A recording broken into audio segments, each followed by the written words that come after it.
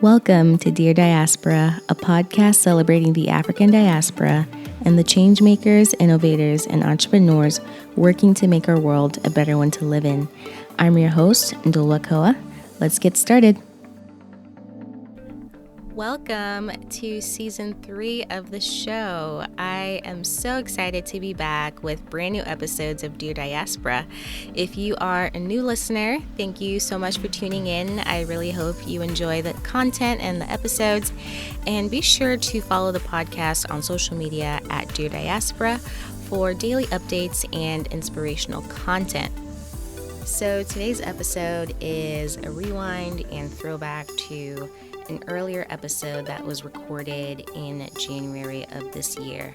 During the episode, I summarized Africa's business revolution, how to succeed in the world's next big growth market, and I thought it would be interesting to follow last week's conversation with just content that would really lay the foundation and really give you all a good grasp of the trends that are shaping Africa's future and the trends that are especially going to shape business in Africa and how it's done for the next few decades. And so I really hope that y'all enjoy this episode. I learned a lot just listening back to it again.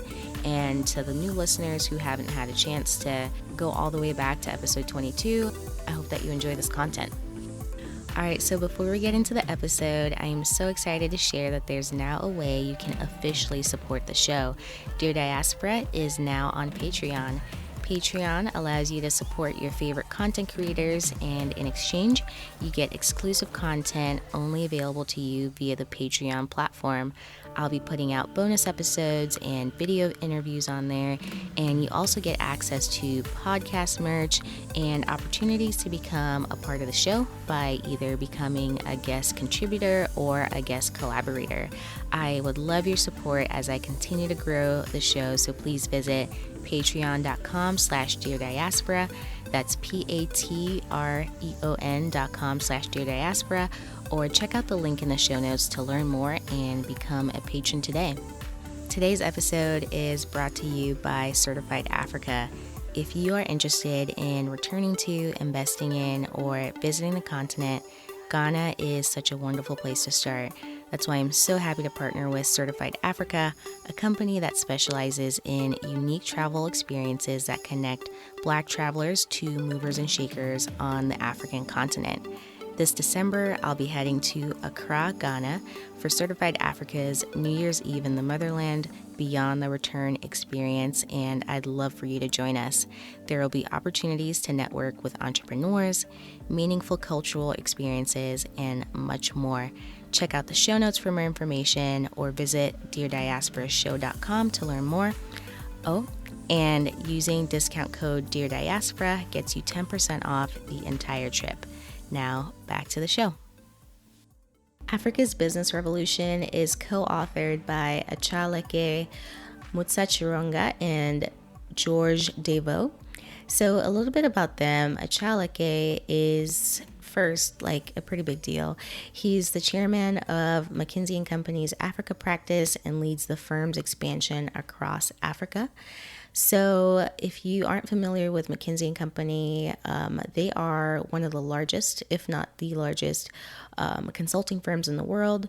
They have a presence in over 60 countries, and they consult organizations across the private, public, and social sectors.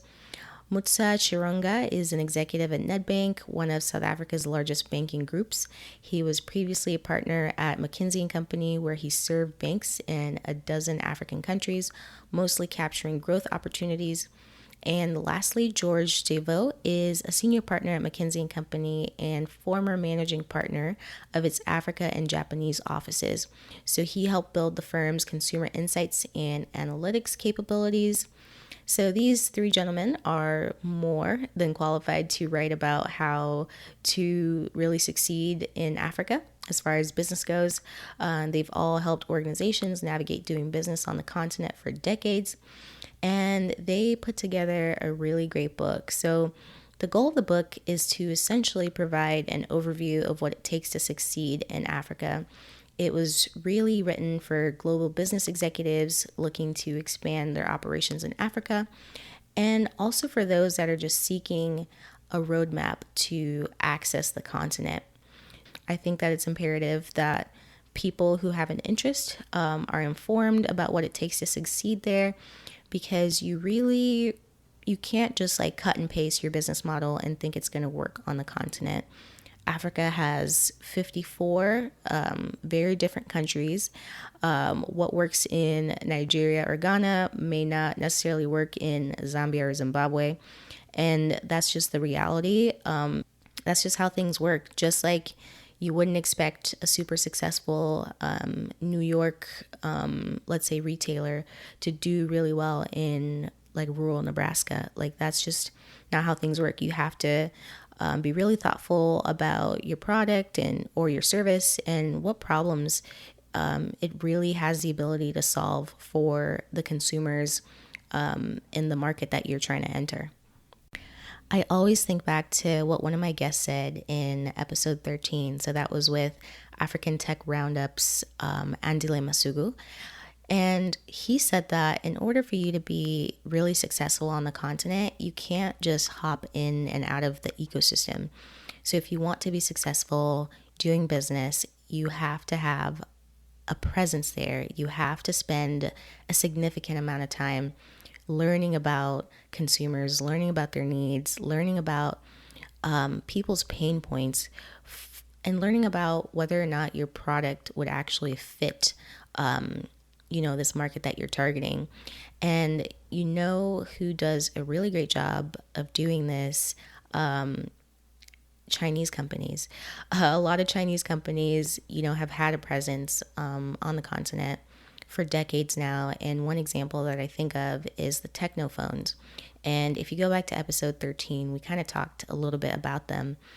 But they, at the moment, sell almost half of all cell phones on the continent. So they have a super large market share, and it's really, really interesting because they are playing the long game. A lot of the cell phones that they sell they're not, like your iPhones or your Samsungs. They are very simple phones, very affordable, because they know their market. They understand what people can afford, and the fact that they have such a large market share over time as people's incomes rise, as people start to make more money and they have more money to spend on technology and gadgets. If people are already familiar with, techno phones, what they're going to do is they're going to want to upgrade to some of the more expensive phones. And so even though Techno has a wide range of cell phones and they might be selling, the cheaper ones for now, eventually they're going to be able to sell more of the more pricey phones. And they are really smart because they are, they have a presence, and they are going to have that brand loyalty and that brand recognition. And so if you want to succeed, that's the approach that you're going to have to take. And that's something that kept coming up throughout the book. Like, you have to play the long game. You just can't go there this year, let's say, and think you're going to pop. Like, you have to take your time. You have to study the market, know who your customer is. And so this book really really doubles down on that, and I really enjoyed it. And so the rest of the episode is going to focus on some of the long-term growth trends that the authors identified after doing all this amazing research. And so these 5 trends, they call them the Big 5, are mapped out super beautifully in the book, and I will be breaking them down. And so before I get into that, there's a stat in the book that really just kind of blew my mind. So the authors surveyed a bunch of companies and interviewed a bunch of, executives that are, currently operating businesses on the continent. And so after surveying these execs, they asked them, how many billion-dollar companies they thought were on the continent. And so they're asking how many companies in Africa have annual revenues of over $1 billion. And most of the executives guessed, 50, 75, some maybe 150. But the actual number, will shock you. It's 400. 400 companies on the continent make over $1 billion a year in revenue. And that number actually, I looked up a couple YouTube videos from some of the talks that the authors have had, and that number is now at 438. And so I bring up that stat because I feel like a lot of times people aren't talking about these things. A lot of people associate doing business in Africa with, corruption or disorganization, or, people just think of, the negative things, poor infrastructure, all that. But then despite that, there are hundreds of billion-dollar companies on the continent. And so I really think that speaks to how successful you can be if you are just super strategic about how you do business in Africa. All right, so let's get into these top 5 growth trends, the big 5. Number 1 is the young, fast-growing urban population with a lot of unmet demands. There were so many fascinating numbers and figures shared in this section, including one that said that the median age in Africa is 20. There are so many young people on the continent. That is crazy. Other parts of the world, you have, these super old people, populations are aging. People are living, a lot longer, in the US, for example. But on the continent, there are a lot of young people. So in Nigeria alone, there are more babies born each year than all of Western Europe. Let that sink in a little bit. So if you are a person, for example, who has any sort of product or service that caters to babies, to moms, to toddlers, to kids in general, and you are looking to expand to Africa, the first place that you might look is Nigeria, because there are a lot of babies that are being born in Nigeria every year. And so the population is growing. Currently, Africa is at 1.2 billion. And by 2050, we'll be at 2.4 billion. So the population is expected to double. And at the end of the century, over 4 billion people will be on the continent. That is just mind-blowing to me. So that means that 1 out of every 3 people on the earth will be an African. Yeah. So let that sink in for a minute. So if you're looking to do business in Africa, there will never be a shortage of labor, a shortage of people looking to buy your products. How you capitalize on this, however, is what will be key. There are a lot of unmet needs on the continent. So you, as a business owner or, someone looking to expand to the continent, will have to figure out, which of those unmet needs you would like to meet. Additionally, the section talks about urbanization and how Africa is really the fastest urbanizing region in the world. So more than 80% of the growth that's going to be happening in Africa will actually be happening in cities. And so when urbanization happens, traditionally when it, happened in, Western countries and other places, that leads to increases in productivity, increases in consumption, increases in just labor. The labor pool is expanded and it grows, and that all means that people will have more money to spend on your goods and services. So a big takeaway with this is to focus not just on what consumers are buying today, but what they will be purchasing in, the next 5, 10, or 15 years. Like I said before, that long game.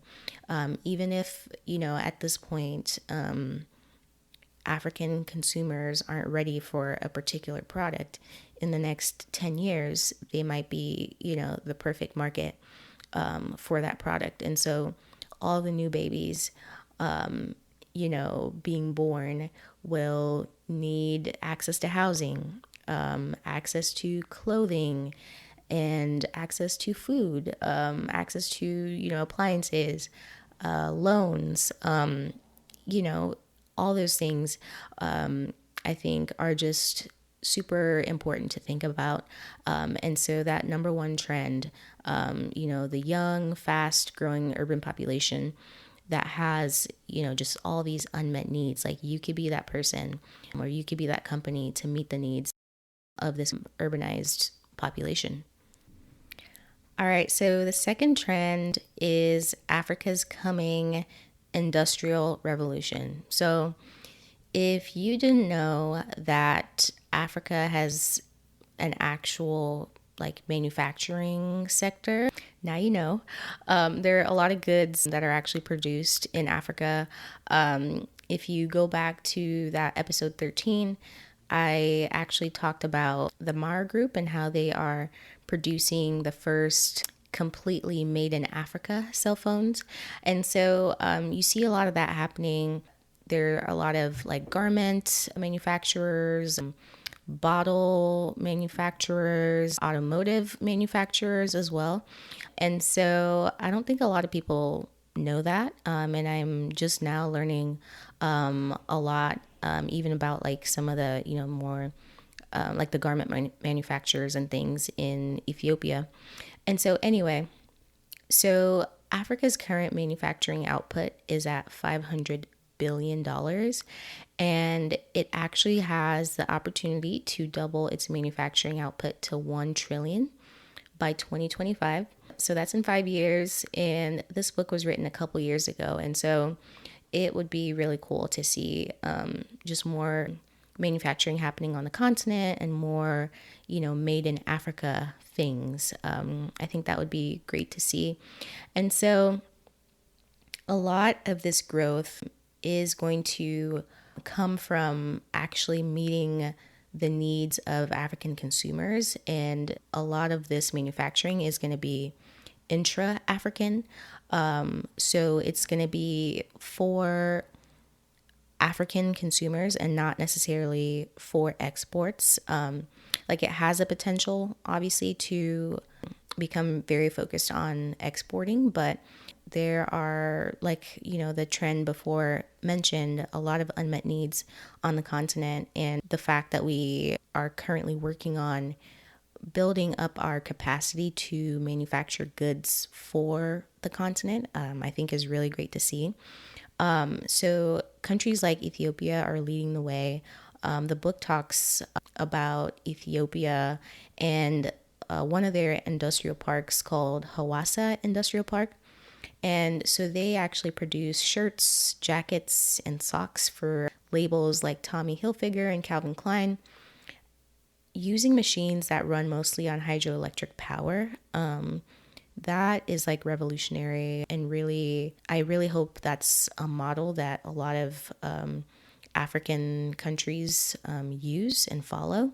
And so Ethiopia is really cool because their government is very focused on improving the infrastructure so that they can continue to expand their manufacturing sector. So they are focused on building roads. They are focused on, building airports and things like that. And so that's really cool to see. And then the book goes on to share stats about the Chinese-owned manufacturing firms currently operating in Africa and how they actually, as of about 2 years ago, they handle about 12% of Africa's industrial production. So that was eye-opening for me because I honestly thought the number was higher because, of all this panic that a lot of people have been having about the Chinese and their presence on the continent. I thought that that number would be bigger, but the thing is, I feel like even though it's only 12% at this moment, they have the capital and the resources to expand fast. And so that is something that I think is important to watch, because if we are going to meet the needs of African consumers, it would be great for, these manufacturing firms to be owned by Africans and not 100% by foreigners. And so that was something that kind of opened my mind. And so after interviewing a lot of these manufacturers, after the authors, had conversations with them, they actually shared that 93% of the revenues from their manufacturing outputs were from local or regional sales, meaning these products that they are making are for African consumers. And so I think, again, that just speaks to the fact that people need stuff. People need things, people need food, people need clothing. And these Chinese firms have identified that, and they recognize that, and they are, on the continent starting to manufacture goods for African consumers. And so this is something that I think we will continue to see. We'll continue to see just more momentum in the manufacturing sector. And I, like I mentioned earlier, would love to see more made in Africa things. And, obviously first, we want African consumers' needs to be met, but then I would also love to see, African manufacturers exporting goods made in Africa to the rest of the world. And we will see a lot more of that, I believe, especially when it comes to agriculture. So the third trend is Africa's infrastructure gap and the big push to close it.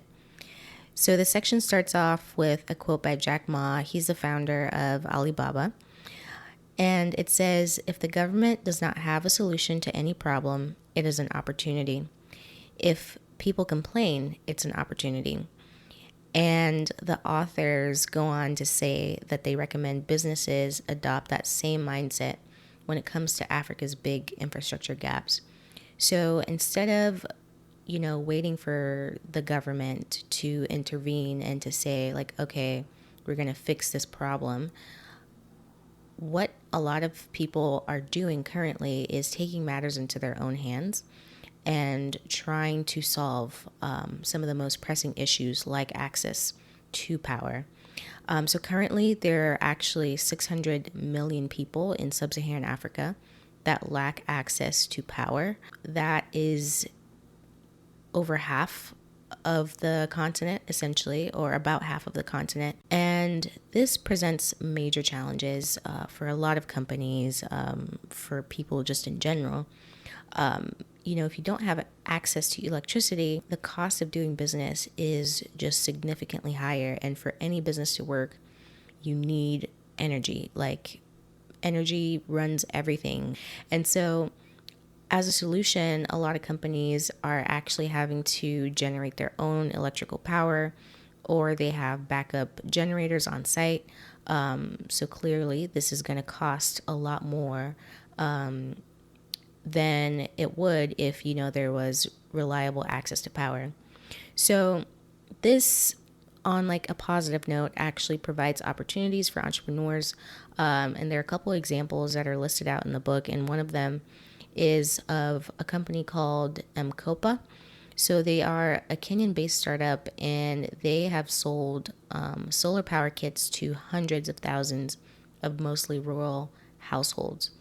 And so although infrastructure is lagging in comparison to a lot of even other emerging economies, and it still presents an opportunity for people to come up with innovative ways to solve the issue. And so this trend, although it might be a little scary for people who are used to, constant access to power, it presents numerous opportunities to really close that gap. Trend number 4 is Africa's untapped resource wealth and new innovations to unleash it. And so, as many of you know, I'm sure, Africa has always been known for the vast amount of resources that are abundant on the continent.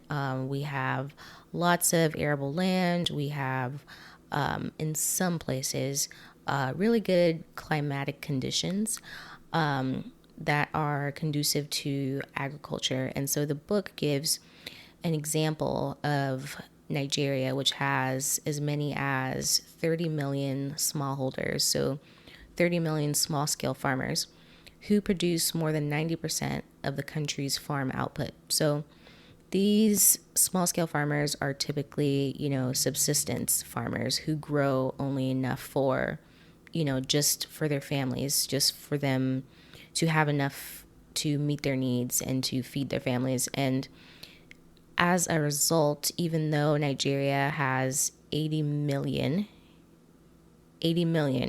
acres of arable land, it still relies heavily on imported food. And according to the United Nations, their food import bill is typically about $6 billion a year. So this also was super surprising to me because first I didn't know that Nigeria had, that much arable land. But because of the fact that a lot of, the farmers are producing just enough for themselves, they're still having to rely on importing a lot of the food, which is something that can be solved. And there are actually programs that are trying to address this. One example of a social enterprise that's shared in the book is a Nigerian-based one called Babangona. So that in Hausa means great farm. So excuse my pronunciation if I didn't say that correctly. But the founder of the social enterprise is a Nigerian American, which was really cool to read. So Babangona serves as a network for smallholder farmers, and the members in the network receive development and training, credit. They get the agricultural inputs that they need to, enable them to produce their food and to have higher yields. They give marketing support and just other really important services. And so this social enterprise has actually been able to list more than 20,000 farmers who on average have doubled their yields and increased their net income at least 3.5 times than the average farmer. And so these farmers who are typically considered high credit risks, they typically can't go to regular banks to borrow money. But then a program like this actually provides a mechanism for the farmers to borrow money, and they actually have a 99.9% repayment rate on the credit that is obtained via the program. And so programs like this are increasing access to capital and enabling these farmers to either expand their operations or use that money to invest in themselves or their families or whatever they might need at the moment. And so this trend I found super fascinating because I don't know the exact stat, and I know it's probably somewhere in the book, but a significant amount of people on the continent are subsistence farmers, and a lot of them produce just enough to feed their families because they don't have access to fertilizer or any sort of data really that could help inform them on the type of crops, let's say, for instance, to plant, depending on the climate that they are farming in. And so Africa has all this arable land, and it seems like it's really a matter of making sure that farmers are equipped with the right resources and the tools to make sure that they have significant yields and, successful harvests. And, just thinking through this, the more productive our farmers are, the less reliant we are on, imports from other countries, food imports. And, the less likely we are going to see, famine and things like that happen. And during times of drought, for instance, like that's what's happening in Zambia right now specifically, if you want to look it up, because of, lack of rainfall and things like that, like people's crops are failing. And then, when that happens, it's like, well, people don't have access to food, and that's just really unfortunate. And so there are ways that we can go about making sure that, farmers are empowered and farmers actually do have the tools necessary to make sure that they can feed themselves first and then even more people. So the last trend of the Big Five is the rapid adoption of digital and mobile and the leapfrog opportunity. So technology adoption is a huge trend that could really accelerate each of the trends that are listed that I talked about before. And so, for instance, in agriculture, tech firms really have the ability to lead the way as far as developing digital solutions that give farmers access to expertise and information on everything from weather to crop selection to pest control to management and finance. The more technology that people have access to, the more information they have, the more decisions they can make based off of data. They can make informed decisions because of that access to technology, and that is so huge. And so the book gives an example of Sarah Menker. So she is the CEO of Grow Intelligence, and what she is able to do with Grow Intelligence is provide that data to farmers to make sure that they are farming the right crops and they are doing it in the best way possible so that none of their efforts are in vain, essentially.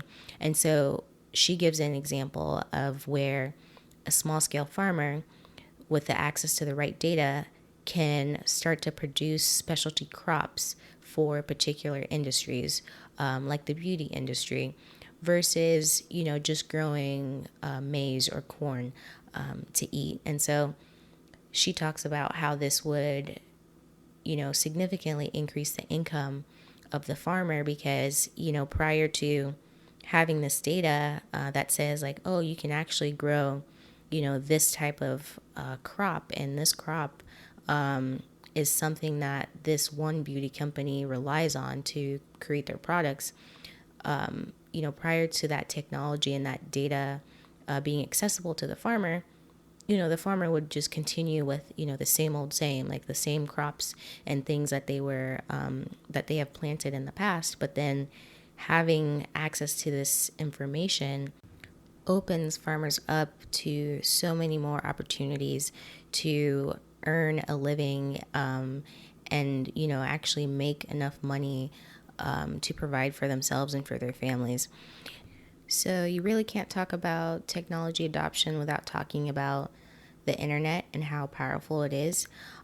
So currently, Africa's internet penetration lags behind a lot of other regions. I think the stat is 28% of the continent's 1 billion people were online in 2016. And so that's about half the rate of the rest of the world. Despite that, Africa is still leading the way in digital payments. And there are actually already 122 million users of mobile financial services in sub-Saharan Africa alone. That is many more than a lot of regions in the world. And actually, 1 in 10 sub-Saharan Africans has a mobile money account. So sending money, just via the phone has been a norm in Africa for years, like before it really, I would say, became the norm here in like the US, for instance. Like I just started using like Venmo and Cash App within the last three years, maybe 4 years. But I remember being back home years ago, and people being able to just send each other money like super easily over the phone. So that is something that is definitely super, super important to acknowledge, the fact that digital payments are so big, and that only presents even more opportunity for more mobile solutions and more opportunities to introduce digital products, and just really anything that is mobile first on the continent, or anything that would require access to a mobile phone. And so the possibilities are endless, and I really, really appreciate how these trends are laid out, because I feel like they are comprehensive and they address different things to watch, to really pay attention to, so that you are making the right decision for your business or for your company if you are seriously thinking about expanding to the continent, or if you're an already existing business on the continent looking to expand to other countries within the continent. Like, these are things to consider seriously and to be very, very thoughtful about. So the next part of the book is all about mapping out your actual strategy to expand to the continent, or to expand your already existing presence on the continent. And so, although I would love to explain this or share what's shared in the book a bit more, it would take forever, and this podcast episode would be super long. So what I really took away from this, they actually have, one of the figures is like a map of the continent, and it shows you how big the continent is, and it shows how, I think, all of North America, all of China, all of India, and Europe, I believe, like, they can all fit on the continent. Like, outside of Asia, like, Africa is the largest continent. And so you literally have to sit down and think, like, okay, where am I going to be on the continent? Like, what makes the most sense? And what I really loved, like, one of the steps that he breaks down when you're mapping out your Africa strategy, is to figure out and identify the ecosystem that you need to thrive. And so this section really stood out to me, because the question that you should be asking is, who will we work with to win? And I really love that question, because it assumes that, for you to be able to really do well, you're going to have to rely on other people, other already existing infrastructure. Because for you to go to the continent and have to build literally everything, that you could do, you could do it, but it would be to your benefit if you found an already existing manufacturer. If you're a clothing company, if you can go to Ethiopia and say, okay, we're going to work with this already existing garment factory, that's going to save you so much more time than you saying, okay, we're going to go to this other random country and build a manufacturing plant, for our business. Like, why not go where the ecosystem is really going to help you, expand your business and establish your business and your presence in that particular country. And so I really, really love that, because it forces you to really think about what exactly you want to do and what it's going to take for you to be successful. And if you are able to do that, there's no doubt that you're going to be successful on the continent, regardless of the type of business that you're starting. And the book also talks about innovation. And like I mentioned earlier, your business model might look different on the continent. It might be different in Nigeria, and it might look completely different in, Ghana. Even though you're the same business, you have to figure out what makes sense for each market. And so I really love the example that he gives of the brand that's behind the Indomie noodles. And so Indomie noodles, for those that don't know, were brought to Nigeria in 1988. And within 10 to 15 years, they became a household name. So much that a lot of Nigerians, just assume that they've just, been a staple of Nigerian cuisine for years when, they were introduced to the market maybe about 30 years ago. And so what this brand is able to do, they have been really, really strategic and thoughtful about their distribution. And so instead of taking traditional approaches and saying okay, we're going to have these noodles available in grocery stores, they have made their noodles available everywhere. Street vendors sell them. The little corner shops, in neighborhoods, the little mom and pop owned shops, they have the noodles. If people aren't able to get to a particular kind of this informal retailer to buy, let's say by bus or by a bike, they have these distributors actually walk, because it's well, if you can't get there, using a road, we're going to have you just walk and make sure that you are still able to deliver these noodles. And so they have been super, super strategic about, their distribution, their marketing.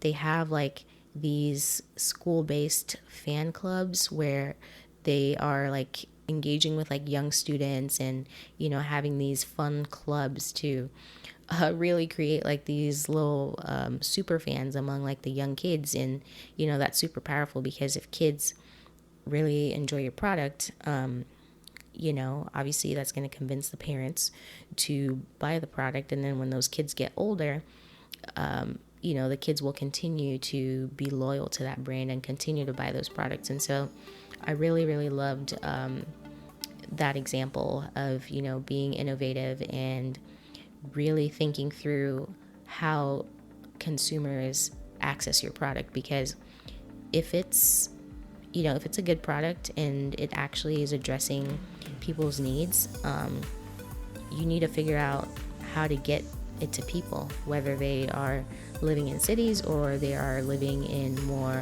remote or rural areas.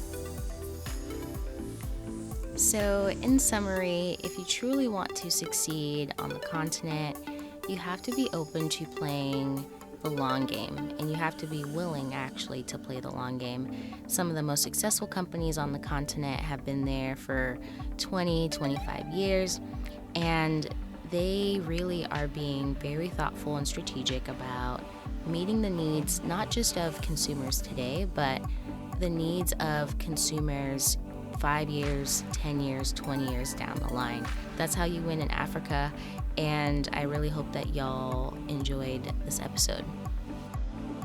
Today's episode is brought to you by Certified Africa. If you are interested in returning to, investing in, or visiting the continent, Ghana is such a wonderful place to start. That's why I'm so happy to partner with Certified Africa, a company that specializes in unique travel experiences that connect Black travelers to movers and shakers on the African continent. This December, I'll be heading to Accra, Ghana for Certified Africa's New Year's Eve in the Motherland Beyond the Return experience, and I'd love for you to join us. There will be opportunities to network with entrepreneurs, meaningful cultural experiences, and much more. Check out the show notes for more information or visit DearDiasporaShow.com to learn more. Oh, and using discount code DearDiaspora gets you 10% off the entire trip. Thanks for listening to Dear Diaspora. If you like what you hear, please rate the show and leave us a review. If you really like what you hear, become an official supporter of the show by visiting patreon.com/Dear Diaspora. Appreciate you tuning in, and we'll talk to you next week.